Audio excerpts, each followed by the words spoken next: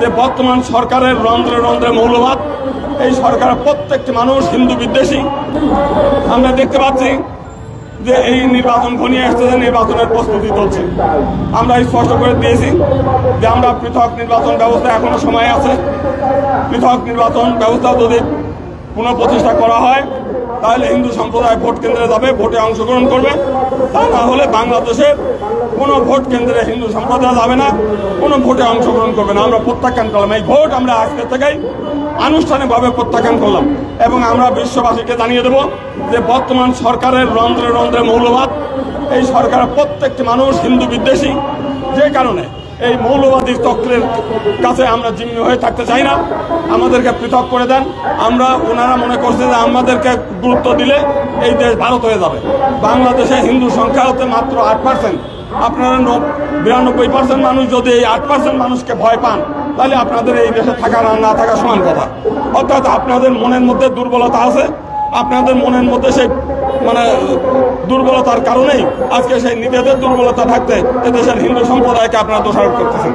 আমরা আনুষ্ঠানিকভাবে ঘোষণা করে দিচ্ছি যে এই যে গঙ্গাচড়ায় যে ঘটনা ঘটলো, এইটার অবিলম্বে রাষ্ট্রীয় খরচে প্রত্যেকের বাড়িঘর তৈরি করে দিতে হবে, এদের প্রত্যেকের ক্ষতিপূরণ দিতে হবে এবং বাংলাদেশের এই যে স্বরাষ্ট্রমন্ত্রী, সেই স্বরাষ্ট্র উপদেষ্টা তিনি, আমি দেখতে পাচ্ছি যে সরকার ক্ষমতায় আসার পরের থেকে আজ পর্যন্ত তার কোনো সাকসেসফুল নাই। শুধু তাই না, এখানে আমরা গতকালও দেখলাম যে এক পরিবেশ উপদেষ্টা, উনি বলছেন যে উনি যখন ক্ষমতায় ছিলেন না তখন সিলেটে এই পাথর উত্তোলনে উনি বাধা দিতে পারছিলেন, উনি সেই সময় বন্ধ করতে পারছিলেন, কিন্তু উনি এখন চেয়ারে বসে আছে, এখন পারে না।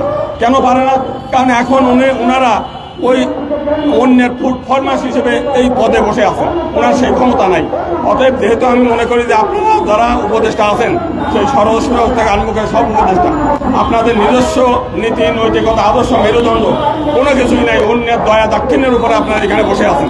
অতএব এই দয়া দাক্ষিণ্যের উপদেষ্টাগিরি না করে আপনারা সবাই দল দল করে পদত্যাগ করে সর্বসম্মতিক্রমে একটা জাতীয় সরকার গঠন হোক এবং জাতীয় সরকার যদি গঠন করে তাদের উপর দায়িত্ব অর্পণ করে।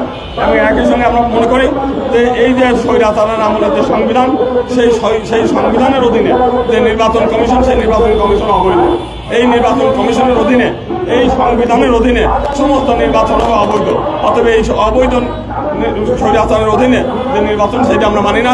উপদেষ্টা পরিষদের মধ্যে আমরা দেখছি সেই স্বৈরাচার সরকারের তারা বসে আছে, তারা কোনো মতেই এই দেশের সাধারণ জনগণের মতামত তারা নেয় নাই।